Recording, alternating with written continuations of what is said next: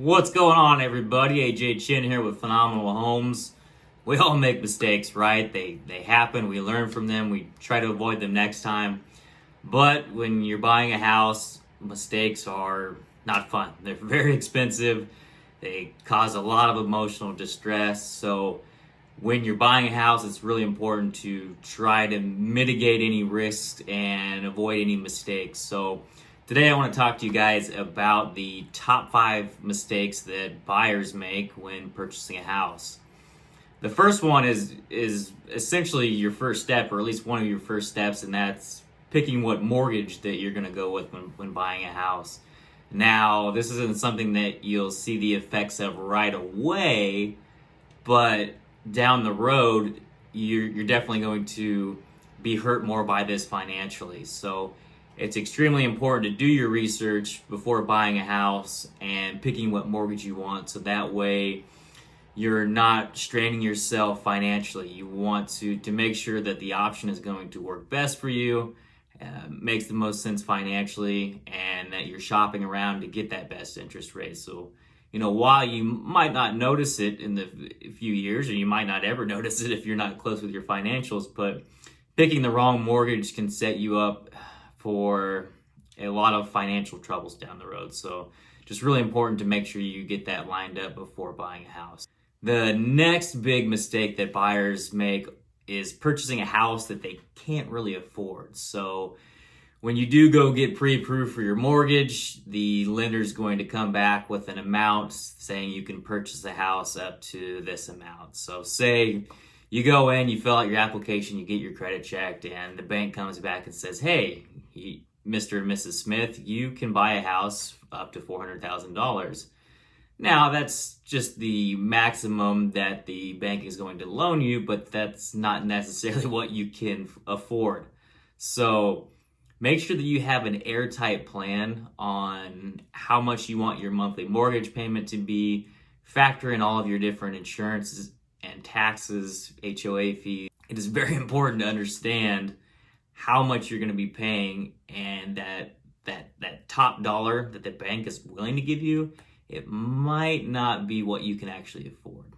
The next big mistake that I see buyers make is simply forgetting about some costs. These costs are typically your closing costs, and hopefully your lender and hopefully your realtor are in communication with you about your closing costs and what you could expect. So hopefully you don't forget these, but a lot of folks don't factor these in, and this is thousands of dollars on top of already buying a house that if you don't consider and you don't have the money to cover that, or if you don't leave yourself some cushion, you can really deplete your savings and put yourself in some financial strain.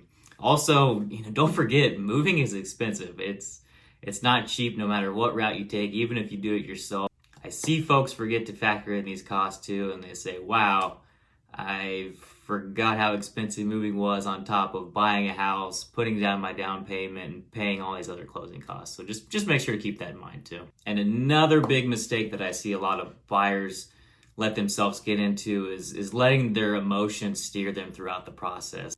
Buying a house is a huge deal, and it's extremely hard to factor out all of your emotion, but if you let your emotion get the best of you in any certain number of phases through this process, it can cost you financially and set you up for a lot of struggles in the future. So one example I see is when folks fall in love with a house. They love a house, it's their dream house, and they want to offer to the moon for this property.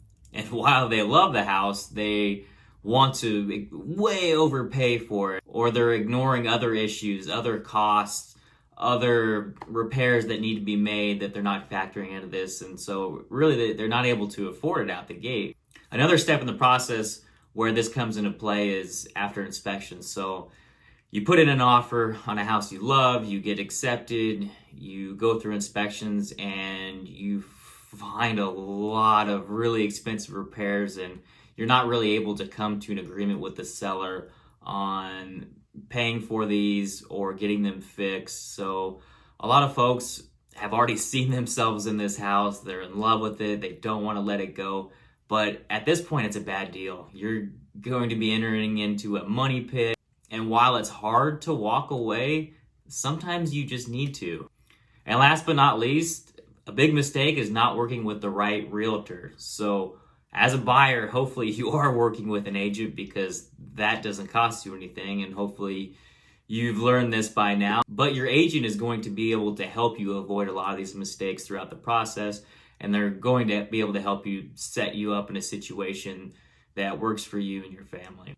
And I want to put some emphasis on working with the right agent. There are a lot of good agents out there, but sometimes they're just not compatible with you, whether it's just different personalities, whether they have a really heavy workload right now, so they're not able to focus a lot of attention on you and your search. But just make sure that you can really communicate and really work well together with your agent. Picking the right agent for you will help you avoid a lot of these mistakes and get you into that dream home. So if we can help you here at Phenomenal Homes, give us a shout. See if we can help you find your next home. And just remember, we've only got one life. Make it phenomenal.